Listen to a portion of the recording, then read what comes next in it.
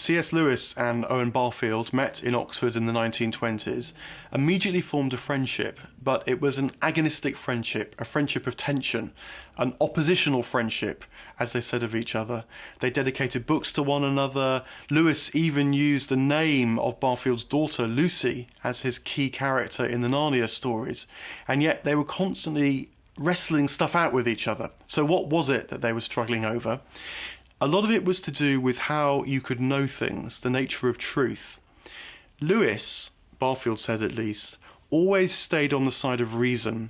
He thought, for example, that poetry could add colour to life, that the imagination could perhaps spark a new idea, but that it had to be landed rationally, it had to be defended, and that's, I think, why he became a great Christian apologist. That was very much how he saw truth and knowledge, and the truth and knowledge of Christianity.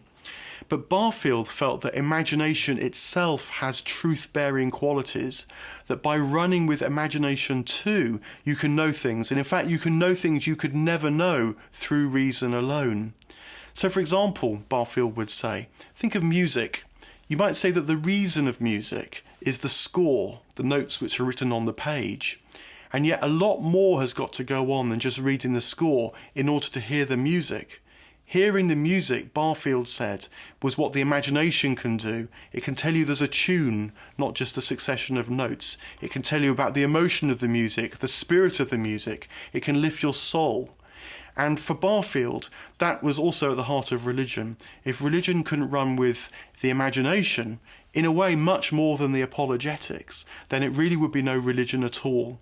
So that kind of tension was one of the things which Lewis and Barfield wrestled with throughout their life. What is the nature of truth? Is it just about reason, or is it about the imagination too?